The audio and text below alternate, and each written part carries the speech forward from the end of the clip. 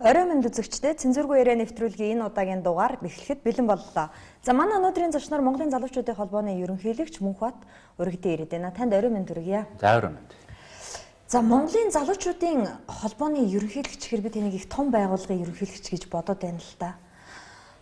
Залуу хүн гэж юу н ямар хүнийг хэлдэг юм? Танай холбоонд одоо хэдээс хэдэн насны хүмүүс ордог юм? 16-аас 40. За.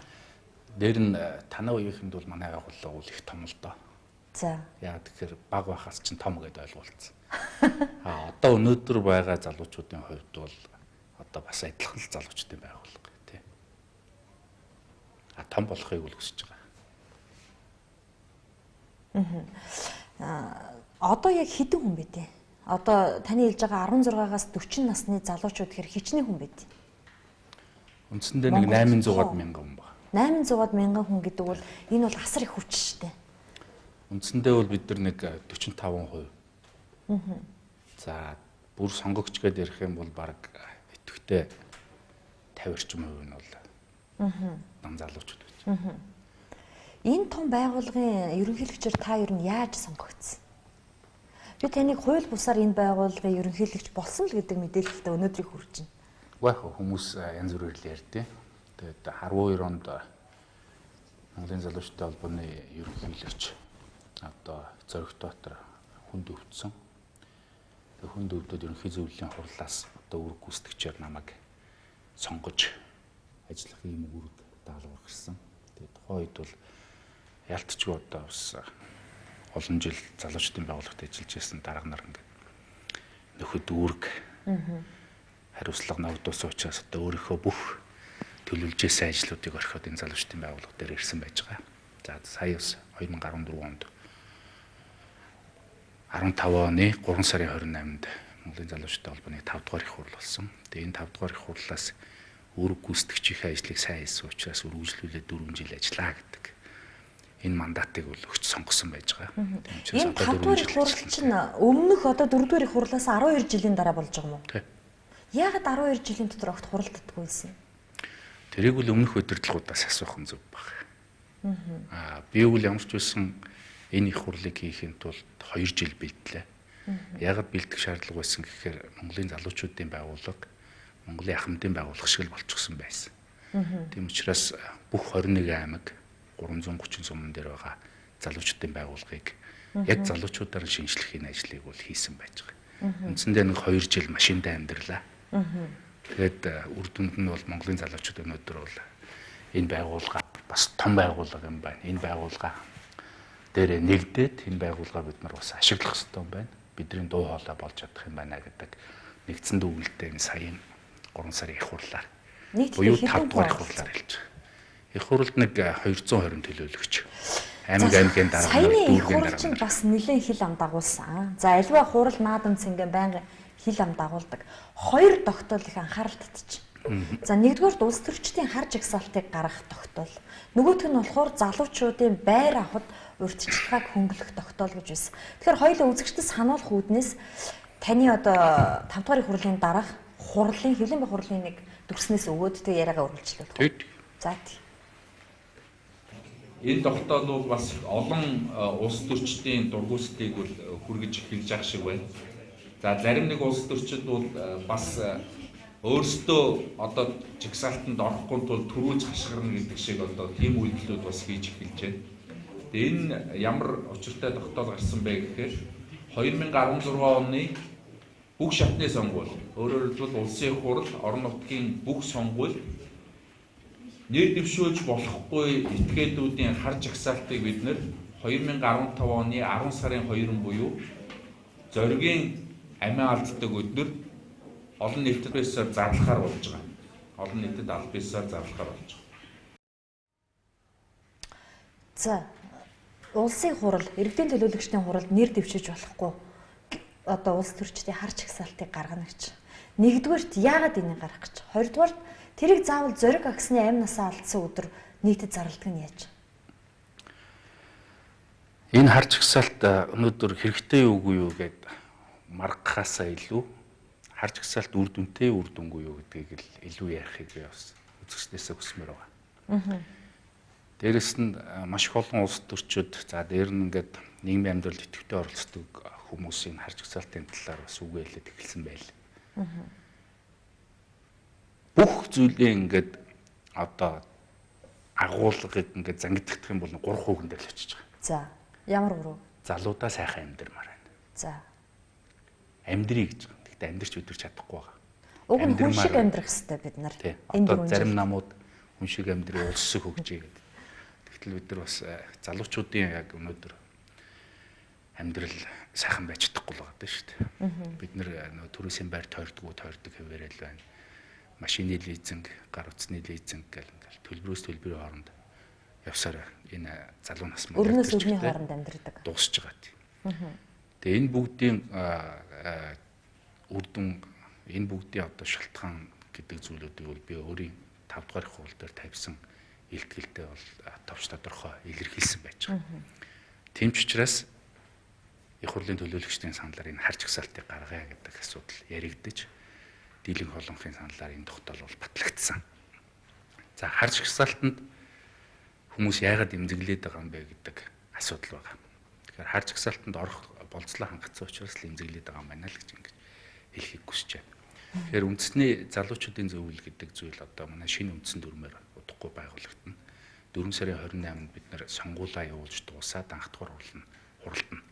Тэгэхээр энэ хурлаар энэ харж хсаалтыг хэн гаргах юм, хизээ гаргах юм, ямар журам дүрмээр гаргах юм гэдэг бүх асуудал тодорхой болно. Энийг зөвхөн мөнхөд бодоод олцсон юм биш. Энийг мөнхөд гаргах гэж байгаа юм биш. Энэ бол мөнхтийн харж хсаалт бүр биш. Энэ бол Монголын өнөөдрийн ард иргэдийн амьдралдаа тавьж байгаа л дүгнэлт. Монголын нийгмийн амьдралд явуулж чадаагүй, хийж чадаагүй олон асуудлууд байна. Энэ асуудлуудыг бүгдээрингийн буруугаар нь хийсэн. Өөрөлдөл буруугийн зөв болгоод зөвийг буруугаар нь дийлүүлээд байгаа. Энэ улс төрчид, энэ бизнесмэнүүд, энэ одоо нийгмийн хөгжилтэйг болоод байгаа энэ хүмүүсийн жигсаалтад орно. Тэгэхээр оруулах үйлдэл нь бол маргааш их үйлдэлийн тухай асуудал биш. Ердөө тэр хүмүүсийн аль хэдийн хийчихсэн үйлдэлүүдийг дүгнэлт хийж тэр харж хсаалтанд орох тийм л зүйл. Харж хсаалтанд орохгүй байхын тулд яах ёстой юм? Орохгүй байх одоо ямар ч арга байхгүй. Яг тэгэхээр тэр үйлдэлүүд нь аль хэдийн хийгдээд өнгөрсөн цаг дээр тавигдчихсан байж байгаа. Нэг зүйлийг бас их хурал дээр төлөөлөгч нар ярьж ирсэн. Юу гэхээр үгүй тэртээ дэргүй ингээ харж хсаалтанд орох болцлоо хангацчихсан хүмүүс байна. Энэ хүмүүс чинь бас л бид нар шиг адилхан нэг залуугийн аав нээж нь тий эсвэл ах нь ч юм өвөө эмээ байж байгаа. Тэгээ энэ хүмүүс энэ чигээр ингээ гимтээ үлдэх юм уу? Тэгээ энэ дээр нь бид нар бас нэг тийм уучлал одоо тий гуйх тэр боломжийн тэр улс төрчдөд ч юм уу тэр нөгөө гим хийсэн хүмүүст өгөл яасан гихмчлэнгээр ингээд олон саналууд гарч байгаа. Тэгэхээр энэ саналууд бол бүгдээрээ зангидагдаад үндэсний залуучдын зөвлөлийн анх дугаар хуралдаанаар нэг талдаа гарнаа. Тэрүүгээр ямар процедуртай явах юм, ямар дүрмтэй явах юм, хизээ хэн шалгаруулах юм тэр бүх зүйл. За харж хсаалтанд орох болцлыг та нар батлах нь тийм үү? За нөхөд одоо ийм юм хийсэн байвал харж хсаалтанд орно. За эннээсээ уучлах нь тийм үү? Шүүх шиг уучлах нь зүгээр нэг санал байхгүй. Тэр үл өөрөө нөгөө шүүгч гэдэг юм уу нийгмийн тогтолцооноос үл хамааран хүн байхын мөн чанар байгаа шүү дээ. Хүн байхын мөн чанараас л тэр уучлал гэдэг асуудал гарч ирж байгаа. Тэрнээс шул одоо юу гэдэг ерөнхийлөгчийн үзүүлээд байгаа уучлал ч юм уу тийм зүйл үү. Тэгэхээр одоо харж хсаалтанд орцсон хүн бол уучлалд хамрагдахын тулд яах ёстой вэ гэдэг асуудал гарч ирэх юм тийм үү? Тэрийг үндэсний залуучдын зөвлөлийн 339 гишүүн ярьж хагаад тэгээ нэг талд нь гаргаад шийдэх юм асуудал байна. Айгу амар сонсогдож байна мөнхтэй. Шүүх шиг сонсогдож байна шүү дээ. Мэдээж олон хүнд энэ бол айц дагуулна. Гэхдээ айх юмгүй хүмүүст бол энэ бол маш их олон зүйлийг нэг талд нь гаргах маш том боломж л харагдана. Өөрөөр хэлбэл өнөөдөр Монголын залуучуудын холбоо шиг ийм байгууллагад энэ асуудлыг гаргаж ирэхгүй юм бол төр өөрөө энийг хийж чадахгүй аль хэдийн байсан. Төрийг үргэлж шинчилж яадаг. Төрийг одоо төршгөнд байлгадаг нөгөө намууд нь энийг хийж чадах байсан байхгүй. Тийм учраас л Монголын залуучтай холбоо энийг зориулж дуурч байгаа. Ердөө л нэг өөр талаас нь бас үзэх юм бол тийм үү улс төрийн шантаж харагдаад байна. Шантаж шиг. Жишээ нь одоо таны ярьж байгаагаар за нөхөр мөнх ойсголон харж гсаалтын болцол хангаж орчлоо тийм үү. Тэр намайг өөрчлөх нь шүү дээ. Иви энэ маань өртөө хүүхдтэй нөхөртэй чаавс. Би танд мөнгө өгж болох нэ тийм үү? Наад чинь одоо дахиад нөгөө та бүгдийн өөрсдийн чинь тогтсон хандлага л явж байгаа. Өөрөөр хэлбэл ах нарын аргаар гэж манайхан дотроо ярьдээ. Ах нарын аргаар бидрийг аргалах гэж үзэх юм бол бүтэхгүй шүү. Бид нар үл өөр шүү. Дээрэс нь яг энийг мөнгөөр аргалчих юмсан. Энийг мөнгөөр шийдчих болох юм байна. Мөнгө авъя гэдгээ хэлээд байгаа юм байна гэж ойлгоод байгаа хүмүүс бол уучлаарай та нар хандурж байгаа юм байна шүү. Та нар бол энд орох болцлоо хангачаад ийм бодож сууж байгаа юм байна л гэж хэлмээр. Тэгэхээр одоо би болцлоо хангачаал бодож сууж байгаа нөхөр юм байна. Тэр мэдээлэл залбраас та жишээ нь хамгийн муу аймаар нэвтрүүлэг хийдгээр орж магадгүй шүү дээ.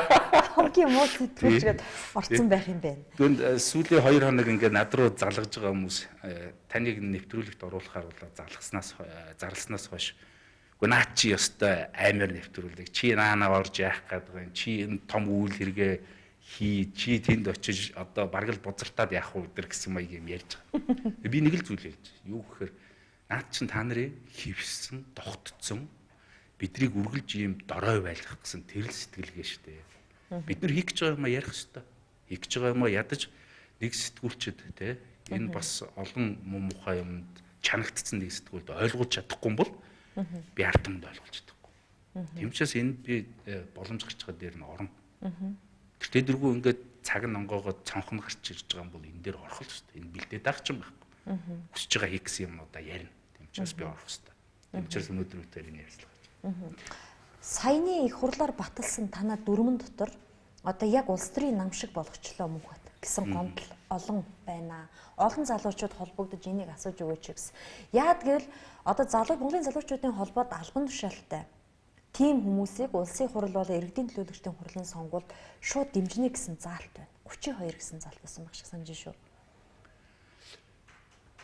Бид нар өнөөдрийн нам шиг болох гэж энэ дүрмийг ерөөс хийгээгүй. Өнөөдрийн нам бол хамгийн хариуцлагагүй намуудын систем явж байгаа. Бидний дүрмийг авч үзээд ардсан намын дүрм, ардын намын дүрм, эрх барьж байгаа намуудын дүрмтэй та нар жишээд үзээрэй. Манай дүрм бол энэ намуудын хиндэнч байхгүй үнд цөлүүд, алсын хараа, зорилго, үйл ажиллагааны чиглэл, дээрэс нь хариуцлагыг бий болгосон юм л дүрм. Манайд хяналтын хороо гэж байхгүй. Манайд хариуцлагын хороо л гэж байгаа. Өөрөөр хэлбэл Монголын нийгмийн өөрчлөлтийн 25 жилийн түүхэнд намууд өөрөө өөрсдийгөө шинчилж чадаагүй тэр бүх алдаануудын цомирлог дээр бид нар ажиллаж тэр алдаануудыг хаах хэмжээний дүрмийг эхний ээлжинд боловсруулсан гэж үзэж байгаа. Энэ дүрмээр бид нар дахиад 4 жил явна. Өшөө сайжирна. Тэгэхээр Монголд хариуцлагагүй нам, хариуцлагагүй төр байдаггүй байх хэмжээнд бид нар тултал нь ажиллахын тулд энэ дүрмийг хийж байгаа. Өөрөөр хэлбэл энэ хариуцлагагүй байдал, энэ бүх зүйлүүд бол хизээч Монгол залуу хүний амьдралд нь нөгөө сайхан амьдрахад нь дэм тус болохгүй. Тийм учраас бид нар тэр орон зай дээр орж тоглож байна. Нөгөө талаар бид нар Монголын залуучдын холбооны үйл хэрэгтээ өөрийнхөө амьдралыг, залуу насыг, цаг заваа бүх юмаа зориулж байгаа тэр гишүүддээ үзүүлэх дэмжлэгийг үзүүлсэн шиг үзүүл. Бүр үзүүлэхдээ энэ үндсэн дүрмийг гажихгүйгээр дээр нь Монгол улсын үндсэн хуулийг зөрчихгүйгээр явж байгаа хүн болгоныг бид нар насан туршид дэмжиж ажиллана. Монголын залуучуудын холбоо гэдэг чинь одоо юу хийдэг байгууллага? Энэ төрийн байгууллага юм уу? Төрийн бас байгууллага юм уу? Юу юм? Би уншиж үзсэн. Сүхбаатар Жанжин байгуулсан анхны дарга нь чав болсон гойсон юм. Яг үнэ. Яг наад асуултыг чинь би нөгөө үрг гүйцэтгэж болчоод өөрөөсөө бас асуулаа. Юу хийдэг байгууллага? Энд хэрэгтэй. Тэгээ өөрөлдөө сүүлийн 2 жил бид нэр хэд хэдэн бичиг баримтан дээр ажилласан. Ажиллахдаа орон даяар ингээд залуучууд бүгд оролцоод ингээд ажилласан. Нэгдүгээр гол юм бол энэ үндсэн дүрм байна. Бид нэр өөрсдөө ямар байгууллага юм, юу зориод байгаа гэдэг юм бүгдийг тодорхойлсон. Энэ сая их хурлаар батлагдлаа. Хоёрдугаар Монголын залуучдын холбооны стратеги төлөвлөгөө буюу одоо компани буюу одоо байгууллагын засаглалыг бий болгодог стратеги төлөвлөгөөгөө бид нар батллаа. За дээрэс нь Монголын залуучуудын талаар Монгол Улсын төрөөс баримтлах бодлогын бичиг баримтын төслийг батллаа. Монгол залуу хүн хөтөлбөрийг батллаа. Ингээд өөрөөр хэлбэл манай байгууллагыг гадаадын хүнч, дотоодын хүнч, баянч, ядуунч нэг утгатай ойлгодог энэ бүх зүйлийг бид нэр хийж гаргаж тавьсан. Одоо надаас ийм асуулт асуухад манай вебсайт руу ороод уншаа. Тэнд манай байгууллага юу хийдэг, юу зорж байгаа юм, хэн гишүүн, хэн ямар байгууллагатай хамрагдаж болох юм, яаж одоо үйл ажиллагаа явуулах юм бүх юм тодорхой болсон. Яг таныг Монголын залуучуудын холбооны ерөнхийлөгч болсноос хойш ийм холбоо байд юм байна, ийм холбоо үйл ажиллагаа явуулдаг юм гэдгийг мэдсэн. Та ер нь яах гэж энэ холбооны ерөнхийлөгч болсон? Залуудаа сайхан амьдрах гэж. Энэ бол Монгол залуу хүн болгоны мөрөөдөл. Тэ, ердөө. Харамсалтай нь энэ мөрөөдөл төр дандаа улс төрчнөр тоглосоор гад одоо бараг итгэхэ болсон дөө манай залуус. Энэ бол манай бас хуулиудын сул тал. Одоо жишээ нь намуудын дэргэдэх залуучдын байгууллагууд нэг харахаар намынхаа дөрвөн дээр үждэг. Намын дэргэдэх залуучдын байгууллага. Өөрөөр улс төр хийж болдог байгууллага. За тийм. Тэд нар өөрөөсөө болдог, тэ. Тэгээ нөгөө талаараа харахаар бид нар залуучуудын төлөөх төрийн бас байгууллага. Гэдэг. Тэгэхээр энэ одоо хуулийн цагварлыг бид нар шинэ улс төрийн намын хуулиар бол хаалгана гэж ингэж тооцож байгаа. Өөрөөр хэлбэл намын дэргэд төрийн бас байгууллага байдгийг хуулиар хориглоно гэж. Энэ бол нодлон хавар бид нар гаргасан санаачлагч. Одоо нөө 40 хүртэл гişүү улс төрийн намын гишүүнчлэлд ордоггүй, тэ. За дээр намын дэргэдэх залуучдын байгууллага байдаггүй. Эргээд одоо намын дэргэдэх залуучдын байгууллагуудыг харахаар ерөөсөө нэгдэж байгаа юм байхгүй. Дандаа талцал руу бүх юм хийгээд байгаа. Монголын залуучдын холбоо бол өнөөдөр нэгддэг л байгууллага болсон. Өнөөдөр альч суман дээр аймаг дээр очиход Монголын залуучдын холбооны тэргүүлэгч гишүүд дотор нөгөө намын аймгийн дарга нар бүгд орж ирээ суучихсан байж байна. Сая бид нар их хурал дээр хүртэл одоо Монголын оюутны холбоог тэргүүндэд ерөнхийлөгчөөрөө. За дээр нь Монгол Ардын намын баг хурлын гишүүн, нийгмийн арчил Монголын залуучдын холбооны дэд ерөнхийлөгчийг бүх ажлыг өгүүлээд намаас нь гаргаад ерөнхий нэрийн бичгийн даргаараа авчраа тавьчлаа шүү дээ. Дээр нь иргэний зоригийнх нь ч байна, нөгөө шударга ёсныхын ч байна. Бүгд байж байна. Тэгэхээр одоо бид нар өөрөө өөрсдийнхөө төлөө. За яг намд байгаа ажил хийж байгаа залуучуудыг авчирч гудамжинд тэмцэж байгаа залуучууд биш. Босоо хөх монголчууд байна. Жавхланг тойрсон баахан залуучууд байна. Эдгээр өнөөдөр тэнэг мангараараа дуудуулал явж байна. Тэд нарыг яах? Үндэсний залуучдын зөвлөл 339 гишүүнтэй бүрднэ. Энэ гишүүдийн 3-1 нь чөлөөт судлаар буюу 113 гишүүн залуу аль биесээр сонгуульд өрсөлдөд орж ирнэ. Босоо хөх Монголын залуучууд өнөөдөр 240 мянган лөө 240 мянган төгрөг дансанд байршуулах ёстой. 240 мянган тухайн үндэсний залуучдын зөвлөлийн гишүүний жилийнхэн татвар юм байна. Тэгээд татвараа урьдчилж дэнчин болгож тавьж байгаа гэсэн үг. Мөнгөгүй хүн бол орж чадахгүй нь. Үгүй 240 мянга сард 20 мянга үйл хэрэгтэй зориулаад гарч ирэх залуучууд бол цахаас сайхгуулаад байгаа шүү дээ. Мөнгөтэй мөнгөгүйгээр нь ялгаад байгаа юм биш. Анх бол их хурал дээр эн чинь сая 200 мянга, сарын 100 мянга байсан. Тэгээ буугаад өөрөлд бүх гишүүдийг орох боломжоор нь хангаагаар 240 мянга, сарын 20 мянга төгрөг. Энэ бол ерөөсөө хариуцлагын нэг хэлбэр. Тэрнээс шүүл мөнгөтэй мөнгөгүйгээр нь ялгаад байгаа юм ерөөсөө байхгүй. Босоо хөх Монголын залуучдыг би одоо эпирээр дамжуулаад өрчмөр үндэсний залуучдын зөвлөлийн сонгуульд ороод ирээ. Жавхлаа. Найз тэ сайхан дуулдаг. Каракот би чиний дууг үргэлж дуулдаг. Би чиний пэн чи үндэсний залуучдын зөвлөлд дахиж орж ирээд одоо дуу хоолойгоо нэгтгээд ингээд явъя. Чамд бол дуулах нэг арга байна тэ.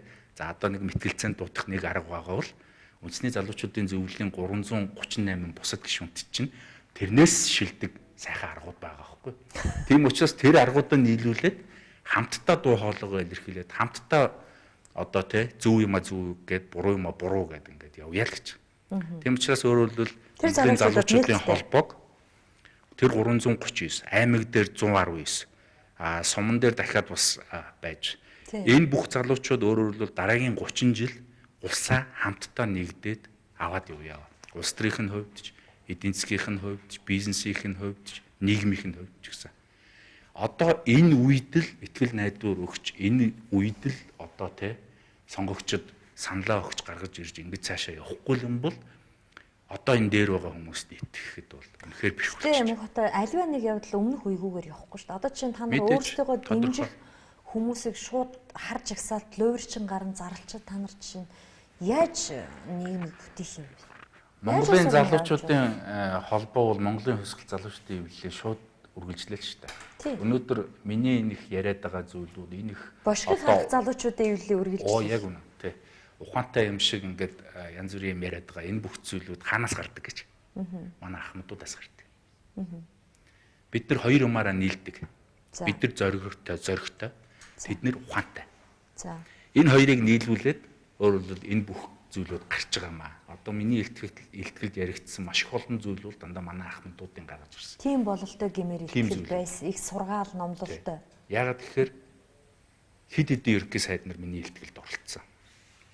Хэд хэдэн эвлэлийн төв орооны 1 2 3 дугаар нэрийн бичгийн дарга байсан хүмүүс оролцсон. Тэр хүмүүсийг бид нар яагаад оруулж байгаа гэхээр тэр хүмүүс бол 3 ээгүү болчихсон хүмүүс. За, ээ гэдэг нь юу вэ? Эрх мэдэл. Бид нартэй эрх мэдэл бол ацалдахгүй. За. Эхнэр бол ацалдахгүй. За. Эд хөрөнгө бол ацалдахгүй болсон. Тийм л үү? Эд хөрөнгө бол ацалдахгүйг нь яаж мэдчихэж байгаа? Гэхдээ чи одоо манай хуучин эвлэлийнхэн бид нартэй эд хөрөнгө бол ацалтна гэж бодож байна.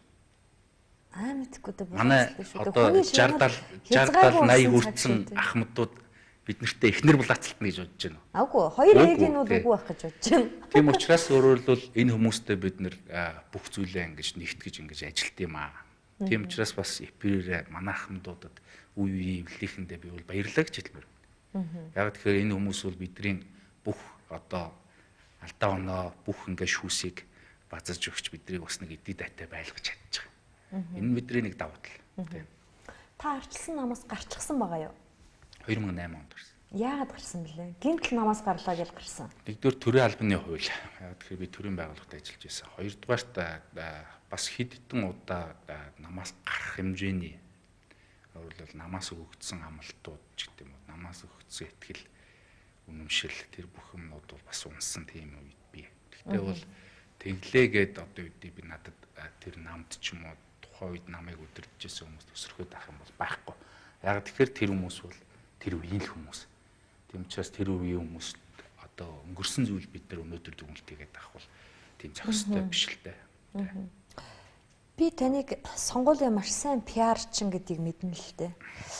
Дархнаас сонгогдож байсан одоо энэ арчилсан намын ерхий нэрийн бичгийн дарга байсан Илүүмэдийн ганс одоо нүүрсний хэрэгт холбогдчихсон эрүүгийн үүсгэсэн байна. Тэр хүний пиарчин байсан баха та.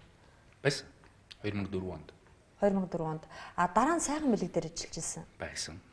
Дараа нь сайхан бэлгийг мэдээлэл харилцаа холбоо технологийн газрын дарга болоход та газрын дарга нь болсон. Тэр чинь бүр өмнө юм байна. 2004 онд. Тийм 10 сүүллийн өмнө юм байна. Элбэгдэрж ерөнхийлөгч ерөнхий сайд багтаа. Бид нар ч одоо нэг технологийн компанид ажилладаг стартап хөгжүүлсэн нэг хэдэн залуучууд байсан. Тэгээд захин Монгол гэж юм Монголд хийх ёстой. Энэ байхгүй бол одоо энэ интернет гар утас энэ бүх юм чинь болохгүй байна. Бид нар хийгээд тэгээд тухайн үед одоо бид нар бол ямар туршлагагүй залуучууд улс төрийн хувьд ч төрийн байгууллагын хувьд ч ямар туршлагагүй. Тэгээд сайхан бэлэг дараагаар хахлуулаад бид нар тэр технологийн газар гэдэг юмыг байгуулжлаа. Тэгээд тэр үед Монгол улстай яар ганцхан телевиз үздэг байсан.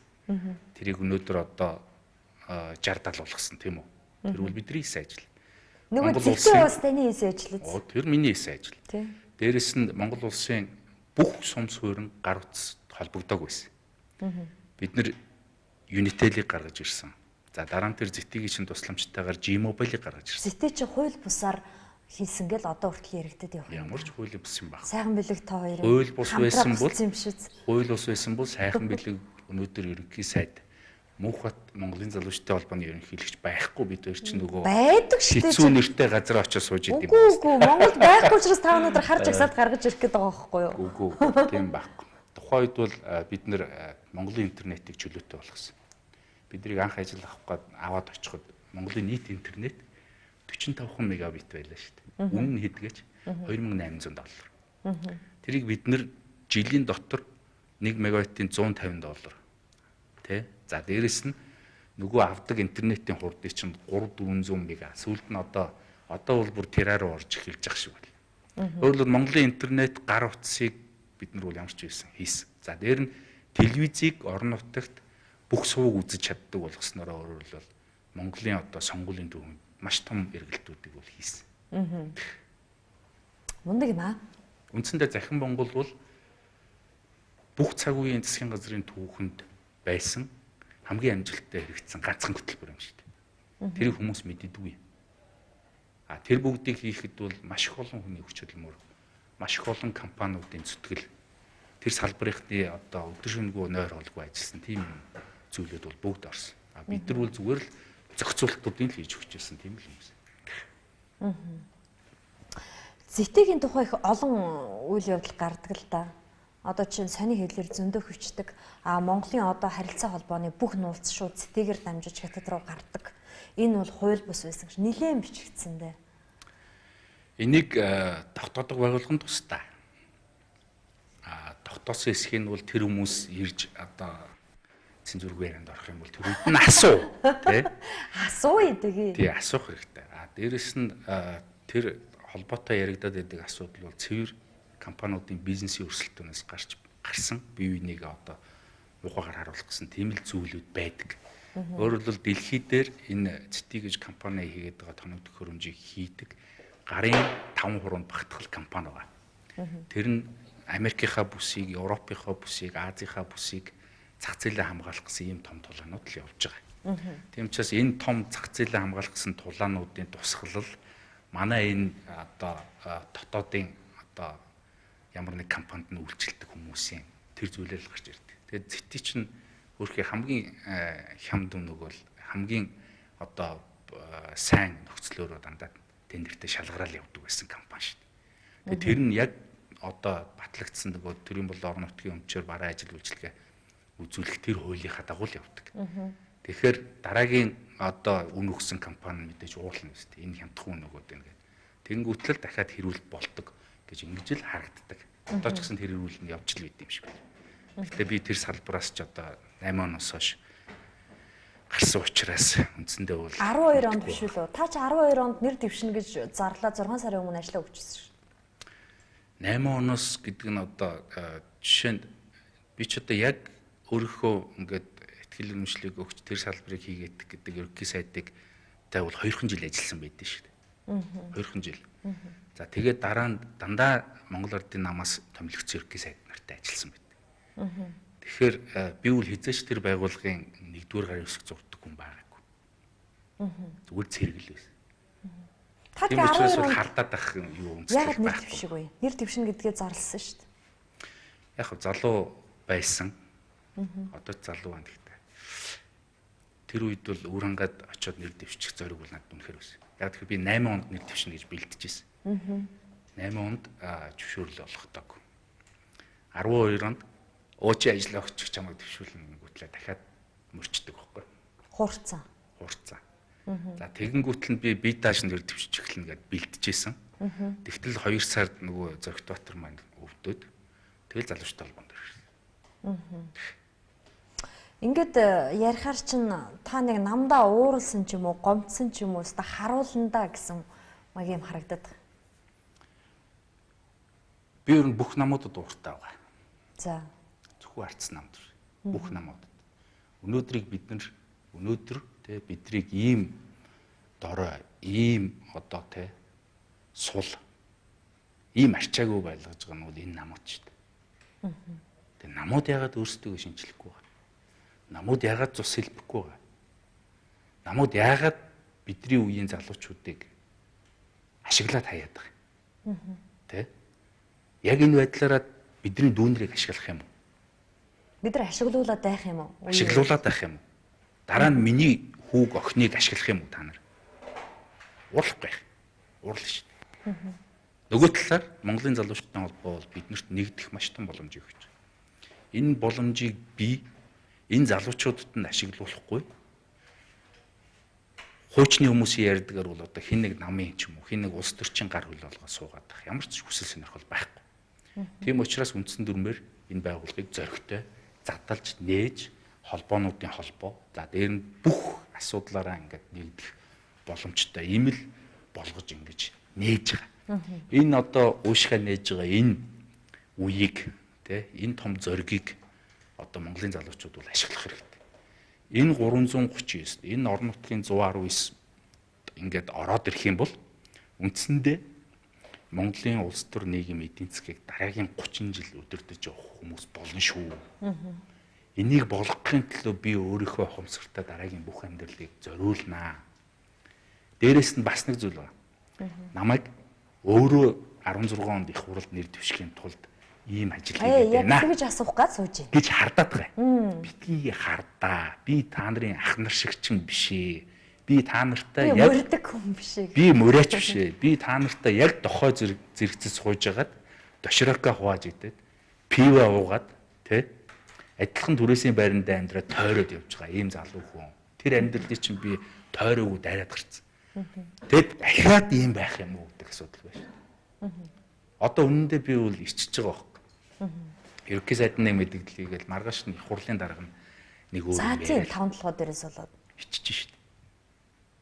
Яагаад бид нар ингэж сул дорой өөрсдөө би бол санаа зовоод байгаа. Өөрсдөө ингэж харуулад байгаа.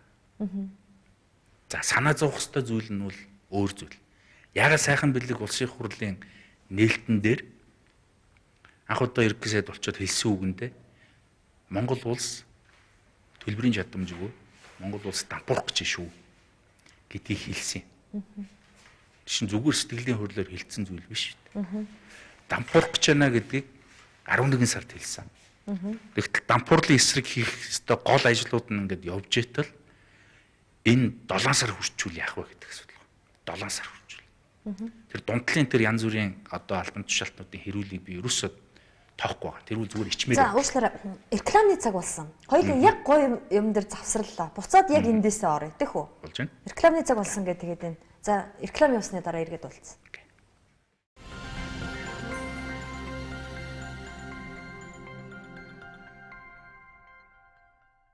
За хоёулаа яг сайхан бүлгийг нөгөө их хурал дээр мэдгдэл хийгээд гэжсэн ярэ. Ерөөсөө дампуурлаа. За тийм дампуурлал ойрхон байна гэж зарлаж ирсэн. Одоо энэ маш яралтай арга хэмжээнүүд авахгүй юм бол 7 сар гэхэд бол дампуурлал зарлана. Байдал бол маш хүндэрнэ. За 9 сар гэхэд бол аль бишвэр дампуурлал зарлана. Тэр үл эдийн засгийн гаргасан тооцоо. Олон улсын боловсролын сангийн гаргасан тооцоо юм шиг байна лээ. Тийм учраас өөрөлдөл маш яралтай зөрөгтэй алхмуудыг хийх ёстой. За. Жишээ нь бид нар 2 алхам санал болгож байгаа. За. Орон сууцны зээлийн дэмжлэгийн сан гэж үүсгээд 2 их 80 төгрөгөөр санхүүжүүлээд залуучуудын ер нь нийт иргэдийн орон сууц авах одоо 10% урьдчилгааг санхүүжүүлээ гэж. 2 залттай тогтоол гарсан шүү дээ манай хурлын. Эхнийх нь болохоор залуучууд маш их сонирхсон. Намайг асууж өгөөрэй. 30% байгаа шүү дээ. 30%-ийг 10% болгочих. Одоо нөө 8% зээлийн 30%-ийг 10% болгочих. 10% болохоор төрөөс дэмжлэгтэй зээлийн дэмжлэгийн сан гэж үүсгээд 2 залуу гэр бүл болонгүйтэл нь амьдралдаа нэг удаа авах хэрэгтэйгээр ямар нэг барьцаагүйгээр зээлийн дэмжлэгийн сан гэдэг төр нэг удаа залуучуудаа итгээд зээлчгээ гэж. Гэхдээ 10% эхэлж төлнө. Төлөхгүй. Төлөхгүйгээр үү? 10%-ийн зээлэх 10%-ийг л зээлэх 2 их 80 төгрөгийн сан баггүй. Энэ ойролцоогоор нь 200 мянган өрөхөд хүртээмжтэй болох юм зээл. 200 мянган өрөх гэдэг чинь хосолцоод байна шүү дээ. 400 мянган залуугийн амьдралыг шийдэж байгаа. Тэгэхээр өөрөөр хэлбэл 10% энэ зээлийн дэмжлэгийн сангаас авчна. Үлдсэн 90% нөгөө 8%-ийнхаа зээлийн одоо сангаас зээлээд банкнаас авчна. Ийм л зүйл Монголын залуучдын холбоо төрж санал болгож байгаа. Энэ хоёр сан гэдэг чинь энэ тийм үү? Энэ бол орон сууцны зээлийн дэмжлэгийн сан 2 их 80. За 2 их 80. Ингэж энэ барилгын салбарыг маш яралтай борлохгүй байгаа байруудыг борлуулад. За дээр нь шинээр одоо нөгөө ажилгүй болчиход байгаа барилгын компаниудыг ажилтаа болгож зах зээлийг халаагаач 2 их 80 төгрөгөөр. За дарааг нь инновацийн сан байна. Инновацийн сан бол бас 2 их 80 төгрөгтэй. 2 тэрбум төгрөг биш шүү. 2 их 80. 2 их 80 төгрөгтэй. За. Энэ 2 их 80 төгрөгөөр юу хий гэхээр жижиг дунд үйлдвэрүүд байгаа. Маш их олон одоо жижиг дунд үйлдвэрүүд босч ирж байна. Энэ жижиг дунд үйлдвэрүүд экспортод чиглэсэн бүтээгдэхүүн хийж л байгаа бол энэ инновацийн сангаас зээлийн өгөө баталгаа шаардахгүй. Жижиг дунд үйлдвэрийг дэмжих сан гэж байдаг шүү дээ. Төсөл байдаг шүү дээ. Хэрэгждэг. Гэтэл заавал тэдний концепц нь буруу. Инновацийн сангаар бидний концепц нь буруу. Жишээ нь өмнөх засгийн газар юу хийсэн гэхээр импортыг орлох бүтээгдэхүүн хийх юм бол зээл өгнө гэсэн. Бидэрт импортыг орлох бүтээгдэхүүний үйлдвэр ерөөсөө хэрэггүй байхгүй юу? Бидэрт юу хэрэгтэй вэ гэхээр өнөөдөр яагаад хэрэггүй гэж хэрэгтэй байлгүй яа тийм. Чи хятадд 100 сая ширхгийг үйлдвэрлэж яхад манайд 10,000 ширхгийг үйлдвэрлэхийн тулд үйлдвэр хийх энэ шиг эдийн засгийн утгагүй үндэсгүй зүйл байхгүй заяа. Энийг одоо март. Энэ бол ямар ч эдийн засагч хараад монголчууд тэнэгэл гэж хэлнэ. Тэрнээс шууд ухаантай юм хийжээ гэж хинч хэлэхгүй. За. Би юу хэлж гэнэ вэ гэхээр экспортыг орлоготой. бид юу хэлж гэнэ вэ гэхээр энд 10 төгрөгөөр бүтээд энд 10 төгрөгөөр бүтээд гадна очиод $100 болох тийм юм л. Одоо тэр хөсгөлийн сайхан цай байна. Натуралны цай. Тэрийг маш сайхан гадаад хэл дээр пакеттай болгоод авч зарах тухай асуудал. Тэр нөгөө халах голын зүг юм бол миний нэг нэвтрүүлгээр яваал гэсэн. Тэрийг маш сайхан сав баглаа бодолтой зориултын тээврээр нь авчиад зарах юм бол. За тэрэнд зориулж зээлөх юм уу? Тэрэнд зориулж 2,80 төгрөгийн инновацийн санхүүсгээд маш хурдан зээлийн санхүүжилт хийл гэж. Тэр зээлийг хэн мэдэж өгөх юм? Бид тэр төр нь өөрөө мэдээлэл өгнө үст. Тэгээд төр ямар юу яасан хариулт өгсөн? Та нар шаардлага өгсөн биз? Бид нэр ерөнхий сайдад болоод холбогдох салбарын сайдууд нь бүх тогтоолуудаа хөрвүүлчихсэн. За ерөнхий сайд бол нөгөө 30%-ийг 10% болгохыг бол дор нь үлгэж аваад нөгөө шийдлийн цагаараа оруулаад зогтоотор сайд дээр нь Эрдэнэ сайд хоёрт үүрэг өгчихсөн. Эрдэнэ сайд чинь бол манай залуучуудын сайд ч та. Залуучуудын үндэсний хорооны даргыг хийж байгаа. Дээр нь энэ жил нийгмийн хамгааллын яамнаас залуучуудын жил болгож зарлцсан. Тэр агуулгаараа бол одоо тэтгэврийн санг маш шаардлагатай. Тэгэхээр энэ бол бүтэн гэсэн үг үү? Өөрөөр бүтэх ихний алхмууд нь хийгдсэн. Одоо бид нөгөө 10%-ийг дэмжих 2,80 төгрөгийг гаднаас босгож ирэх юм уу? Эсвэл Монгол банк мөнгө хэвлээд хийх юм уу?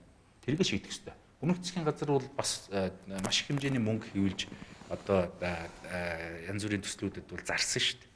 Тэрний шиг өөрөөр бол одоо 4,80 төгрөгөөр 7 сараас өмнө яралтай энэ зах зээлийг халаах хэрэгтэй байна. Халаачих юм бол өөрөөр бол байнга дэмжснээр бид нар нэг амжилт олж байгаагүй шүү дээ. Амжилт олоогүй ч гэсэн алдаагүй байхгүй.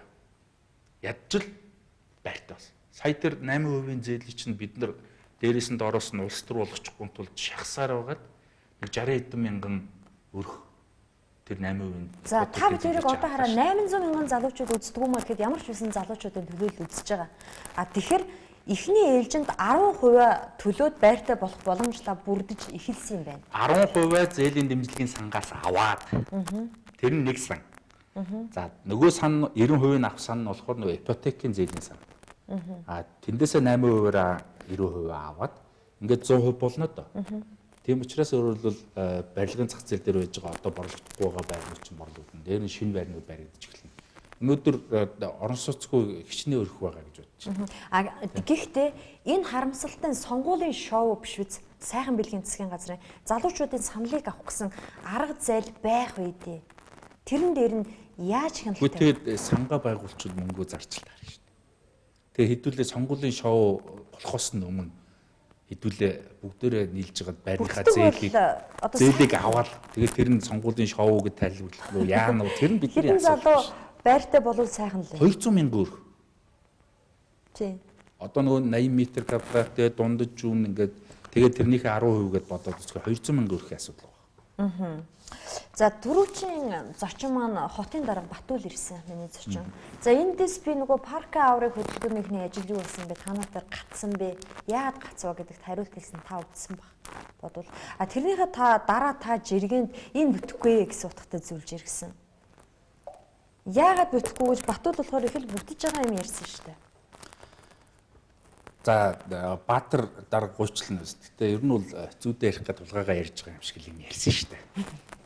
Яагаад? Юу яагаад авах гэж байгаа юм шиг. Тэгсэн чинь нөгөө компани нь мөнгө өгөн ч гэсэн. Мөнгө нэхээд байгаа. Тий. Тэгээ мөнгө төлж чадахгүйсэн чинь жилийн 40 сая мөнгө төлөё гэсэн. Тэгээ дээр нь 350 саяын долларын хөрөнгө оруулалт хийх гэдэг юм. 800 саяыг төлөё гэсэн. Бид нар паркаар нь байлгаад өгөөч л гэдэг. Тийм л тэмцэл хийсэн шүү дээ. Одоо Улаанбаатарын төвд байж байгаа 32 га газрыг хинч давж чадахгүй өндөр хашаагаар хашчаад хичнээн жил болгоо 10 хэдэн жил боллоо шүү дээ. Тэгтэл парк гэж үе. Хотуудын парк гэж юу вэ? Өнөөдөр мөнгөтэй ч мөнгөгүй ч нэг муу залуу найз охинтойгоо очиод гутлаа тайлаад тэр зүлгэн дээр нь зүгээр л нэг гівчиж болно шүү дээ. Тэгтэл яг хотын төвд байж байгаа хамгийн залуучуудын очих дуртай байсан тэр газрыг хинч давж чадахгүй тийм гашаагаар гашчаа суугаад байгаа шүү. Би тоглоом дээр нь үнгүү тогломоор байна гэж хэлээгүй шүү дээ. Паркийг яг паркаар нь байгуулах гэж. Дээрээс нь тэгэхээр парк авраагүй юм байна. Парк аварч чадаагүй. Яг тэгэхээр Батүр дарга үндсэндээ хулигдсан. Бид нэр 51 авчих юм бол одоо та хэдийн шаардлагыг чинь хэрэгжүүлэхэд их сайхан болчих гээд байна. Та нар нэг жоохон 50 байгаа чи. Тэгээ манайсан ч 50 юм дээрэс нь бидний төвчээрч гэж одоо монгол хүний ээлжигэн төвчээр гэж бас хэцүү төвчээр юм. Гэхдээ одоо ерөнхийдөө бол энэ төвчээрүүд алдарч эхэлж байна. Ундаг дугуйтай Улаанбаатар гэдэг нэг аян санаачлаад дугуйн зам байгуулад өгөөч гэсэн. За ажил бас явагдаж байгаа. Ичмэр. Ивэн тэтгэх шалдахгүй нь гэсэн. Өөрхөн нэг тэрбум төгрөг баталсан хот. Тэгээ тэрийг нэг 2 компанид өгсөн юм шиг байлээ. Мөнгө өгсөн юм уу? Өгсөн юм шиг байлээ. За. Тэгээ зам байдгүй. За яг гэхдээ гудамж төслийнхэн бол хийж байгаа бүх замууд дээрээ нөгөө яаман дээрээ байж байхдаа ямар ч үсэн дугуйн замтай ингээ хийгээд байгаа. Тэгээ хотын дарга яг энэ дугуйн замыг тавихын төлөө бол дээзэр ажиллах хэрэгтэй. Сая би Бусааны хотын даргатай уулзахад жишээ нь Улаанбаатар дугуйн замыг өгсөн чинь хүүш яагаад тийм байж болдیں۔ Би тэр замыг чинь ер нь бараг л ханд тусламжаар хийгээд өгчүүл яасан гэж ярихад би ичж байгаа. Хотын дарга хэзээ ч тийм ярихгүй шүү дээ. Хотын дарга бол хөнгө оруулж хайгаад байгаа. Тэгэхээр Бусан хотын дарга надтай тийм дугуй яагаад Улаанбаатарт хэрэгтэй байгаа гэж. Сүүлийн 25 жил монголчууд ер нь бид ер нь хүний алдсан. Аятайхан бие биентэйгээ нэг танихгүй ч гэсэн бие биенийхээ өдөөс инээмсэглээд 2 үг сольж чадгаа байсан. Аятайхан ингээд нэг төгжрлээ эвтэйхэн гараа явчих чадгаа байсан. Үгүй яд ч эрүүл мэндэд хэрэгтэй. Одоо тэр эрүүл мэнд инээтрээ болих. Зүгээр хотын иргэн баймаар байгаа байхгүй.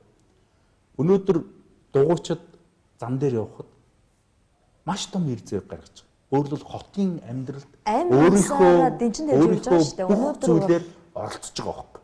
Утааг нь багасгах гэдээ оролцож байна. Гадаадд төлдөг мөнгөний багасгах гэдээ оролцож байна. Бүх юм дээр оролцож байна. Тэгэхэд өөрөлд дугуйтай хүн, машинтай хүн хоёр ямар нэг асуудал болоод ингээд маргахад машинтай хүн л эхэлж маргаж байгаа. Тэгэхэд дугуйтай хүн бол хараалцах. Тэгэхээр бол дугуйтай хүн бол аль хэдийн иргэншсэн дэсвэр төвчээртэй. За дугуйтай байхын бодлыг бол ер нь монголчууд бүгдээрээ ойлгож байгаа. Тэгэхээр өөрөөр бол нийслэлийн иргэн, хотын иргэнтэй болмоор л байгаа бол энэ дугуйг дээзэргээ дэмжих хэрэгтэй. Тэр зам нь нарийнхан байна уу хамаахгүй. Талаар нь хувааж байгаа л дугуйн замаа. За тантай холбоотой хуучин хөдөлмөрийн яамны санж мэт бас 600 сая төгрөг баха. Гэрээ байгуулсан гэж. Гэрээг одоо камерт өгнө. Тэгэхээр тэр ямар учиртай гэрээ? Та эхлээд хөдөлмөрийн яамны сайд санж метрийн зөвлөх байсан юм байна. Тэгээд ажилласаа гарсан юм байна. Тэгээд дараа нь 600 сая төгрөгийн гэрээ байгуулсан юм. Тэр бол үндсэндээ ажилтаа орлоготой Монгол залуу гэдэг нэг хөтөлбөр хийсэн юм аа. Тэр засгийн газрын үйл ажиллагааны хөтөлбөр дээр байсан.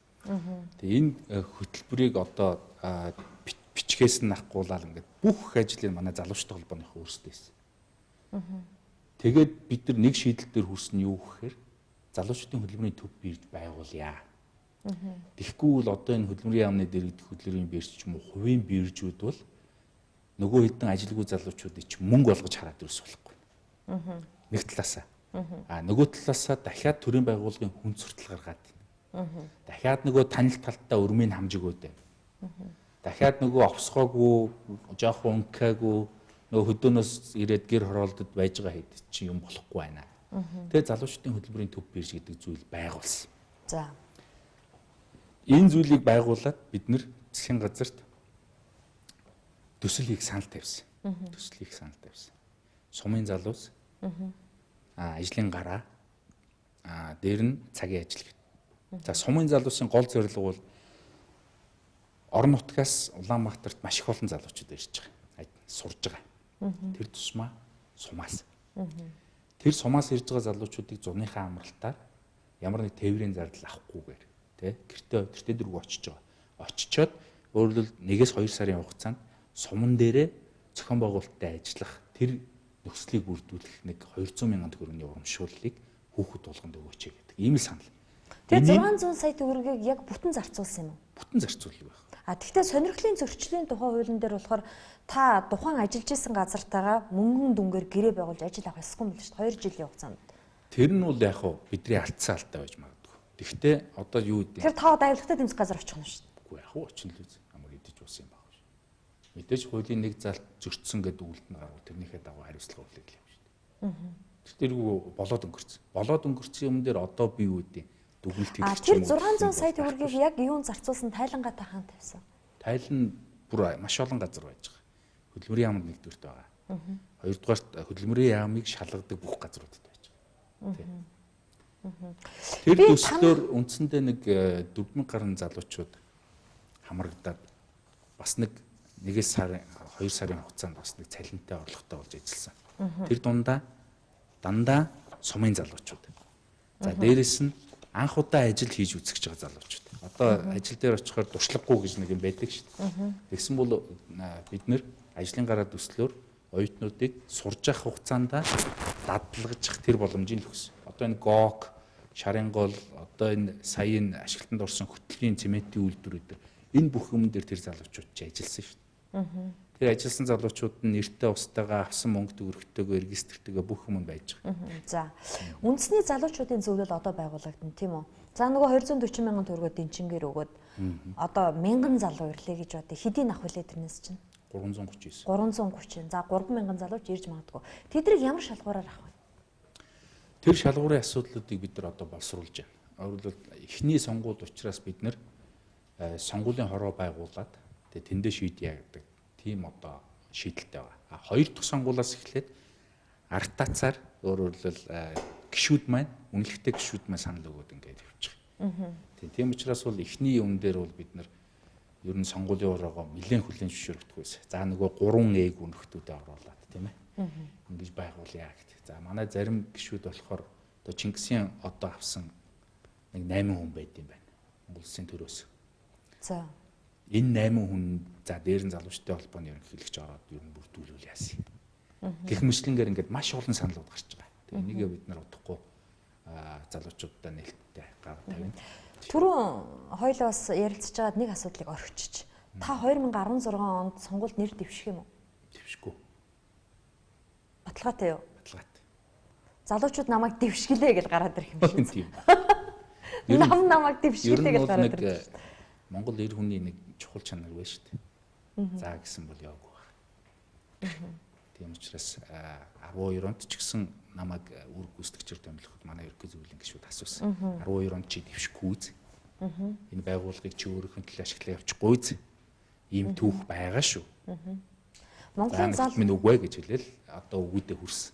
Тэрэн шиг 16 онд дахиад энэ залуучуудыг нэгдмэл байхын төлөө дахиад тэр хар листэ ажил болгохын төлөө тий дахиад энэ 280 төгрөгтэй санг төр гаргаад ингээд ажиллуулахын төлөө надад зөндөө хийх ажил байна шүү дээ. Тэгэхээр тэнд гишүүн болж сууж цаг барж явдаг. Улс төр шинэ манлайлагч гэдэг нэг шоу болоод явагддаг л да. Тэнд орж байгаа тэр залуучуудад одоо за монголчууд бүгдээрээ гэж туйлшрахгүй ямар ч байсан дийлэнх хувийн дургүй байна. Залуучууд улс төр рүү орох гэж яарах юм а тэрний оронд ажил хийлдэ амьдралдаа гэсэн үзэл бодол нэлээд давмгай явах юм. Та юу гэж бодож байна? Өнөөдрийн байгаа улс төрчид чинь улс төрөөч хийдэг, хулгайгаач хийдэг, тий хүүхнийч эргүүлдэг ийм хүмүүс байгаа шүү. За. Энийгээ улс төрч гэж манайхаа андуураад байгаа. Улс төрч гэдэг чинь ингээд төрхөөсөө хүртэл ёс зүгээ гээдэггүй. Хэлсэндээ хүрдэг. Хаач гисэн зангиагаа чангалаад гутлаа өмсчихэд хэлгсэн юм хэлцдэг ийм хүмүүс байх шүү.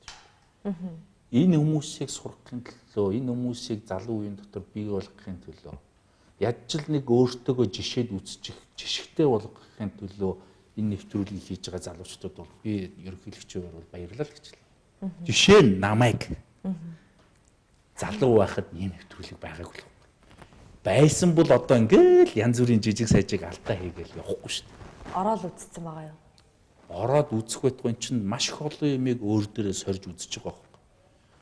Авьяас гэдэг зүйлээ тодруулж штт илрүүлж гаргаж ирж байна. Дээд 7 өвгцгээс миний ясаар дамжиж орж ирсэн аав яасаа гэж айгүй чухал юм байна. Энэ зүйлийг тодруулах боломжийг тэр нэвтрүүлэл өгч байгаа. Тийм ч бас энэ ийм нэвтрүүлэг бүр зөндөө олон байх хэрэгтэй штт. Яагаад авиаслаг монголчуудыг өнөөдөр хийх гээд байгаа? Яагаад жишээ нь Universe Best Song байдаггүй байсан бол өнөөдөр бид нар ийм сайхан авиастай залуучууд байгаа гэдгийг танихгүй болсон шүү дээ.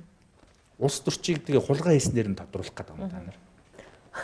Худлаа ирснээр нь тодруулах гэдэг. Улс төрч гэдэг үг чинь хулгайч гэдэг үгтэй ер нь агаар нэг сонсогддог болчихсон учраас Монголд өөрөөр хэлбэл намууд ийм хүчгүй дорой тий дандаа буруу зүйлийг тий зөв юм шиг ингэж андуурч дандаа хулгайчийн амьдралаар амьдарч байгаа ийм л хүмүүсийн хийсэн зүйл шүү дээ. Тэгээ энийг бид нар зөвшөөрч та том төслүүдэд дэмжиж гэдэг флаш мобыг дэмжиж байгаа юм билээ. Twitter дээр та аккаунтаа тэр зургийг тавьсан байсан. Болно би ч дэмжинэ. Гэхдээ хулгайн замаар биш. Худлын замаар биш. Хуулийн дагуу яагаад хийж болдгоо юм. Монгол улс дампуурлаа гэж заавал хуулиа зөрчиж том төслөг хөдөлгөх ёстой юу? Хуулийн дагуу байх ёстой үстэй. Тэгэхээр тэр хуулиа зөрчөөд байгаа мó зөрчөөгүй мó гэдэг тэр асуудал нь бол одоо дараагийн асуудал. Юу гэсэн үг вэ? Нэгдүгээр асуудал. Дараагийн асуудал. Тэр чин дөртөө дөрвөө эзэнтэй учраас хуулиа зөрчсөн нь одоо төрний одоо тий ашиг сонирхлын хууль зөрчөөд байгаа мó гэдэг шиг гараал юм. Гараал ирнэ. Хэрэг хуучрахгүй шүү дээ. Тэгтэл нөгөө талд нь нөгөө дампуурах гэдэг сигнал байна шүү дээ. Дампуурах гэдэг сигнал. Тийм учраас өөрөөр хэлбэл дөртөө дөрвөө төслөө явуулсан ч гэсэн сайхан бэлэгт дараа нь хууль зөрчсөн байвал хариуцлага тооцохгүй чамааг ингээд өршөөчж байгаа шүү гэж хэлэхгүй л байгаа шүү дээ. Тэгтэл яагаад ингээд нэг сүүлийн 8 жил явсан аргаар энэ сайхан бэлгийг дэгэт гэдэг. Сайхан бэлгийг ч юу вэ? Яагаад сайхан бэлгийг өмөрөд байгаа? Монголын засгийн газрыг яагаад дэгэт гэдэг юм? Тэгэхээр сайхан бэлэг та хоёр яг нэг юмд л яваад байгаа байхгүй. Үгүй явна шүү дээ яах юм. Бид хоёр чинь дэртээ дэргүү олон ажил дээр ингээд бие биенийхээ давуу талуудыг мэддэг болцсон тий. Бие бинийгээ бас юун дээрээ оруулж ирэх үү, юун дээрээ холхон байх уу гэдэг мэддэг болцсон. Ийм л найс. Би ч гэсэн сайхан бэлэгтэй олон л ажиллаж байсан. Гэхдээ заавал хууль зөрчсөн тал руу эн чинь манай найзын зөв гэд явуулаад ээж болохгүй. Биш ээ, би хэлж штэ. Хэрвээ хууль зөрчсөн бол сайхан бэлэг хуулийнхаа хариуцлагыг хүлээнэ. Хүлээхгүй гэж хэлээд байгаа юм. Нэг ч мэдээллийг би сонсоогүй. За баярлалаа. Тэртээ дэргүү зөрчсөн бол зөрчсөн л болно. Ойлгож байгаас? Өөрөлд бидний хүмүүжил, бидний одоо тий энэ амьдралын ингээд түүхэн тийм зүйл бол байхгүй. Тийм учраас бол сайхан бэлгийг хууль зөрчсөн байхад нь би үл өмгөөлөхгүй. Сайхан бэлгийг эдийн засгад хэлье. Дээрэс нь зардлаа хомъё гэдгийг бид нар дэмжиж. Тийм учраас энийг бол бид нар цаашдаа тууштай дэмжиж байна. Хууль зөрчсөн бол тэр хуулийнхаа хариуцлагыг хүлээ. Огчно.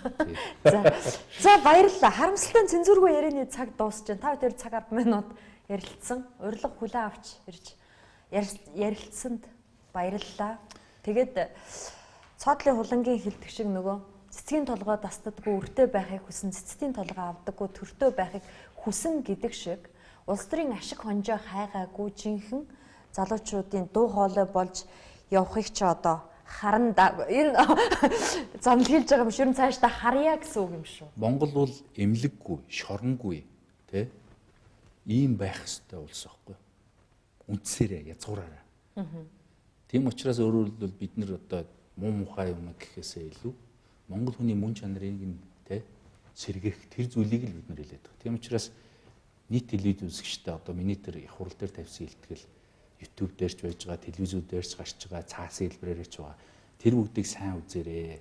Бид язгуураа марцаагүй, үндэс ухсаагаа бид нар үгүйсэхгүй. Бид нар энэ дээрээ тулгуурлаад дараа дараагийнхаа юмнуудыг явуулнаа. За дээрэс нь нөгөө жавхлаан босох Монголынхоо одоо тий за дээр нь Монголын сортоотой сайхан охид төвгүүд бүгд тэр үндэсний залуучдын зөвлөлд орж ирээд нэг суугаатгаач. Тэгээ тал дээрээд идэг юмнуудаа нийлж хагаад нэг нэгдсэн шийдэл болгоод энэ бүтэхгүй байгаа юмнуудыг хэдүүлээ өөрсдөө засъя. Өөрсдөө залуудаа сайхан амьдрья. Үр хүүхдтэй хэдүүлээ нэг сайхан нийгэм үлдээчээ та гэж. За баярлалаа. Нэвтрүүлгийн цаг өгөр өндөрлөө. За цензургүй яриа нэвтрүүлгийн энэ удаагийн дугаар өгөр өндөрлөж байна. Ирэх даваа гарагийн 21 цагт эрг уулзцгаая. Баяр та.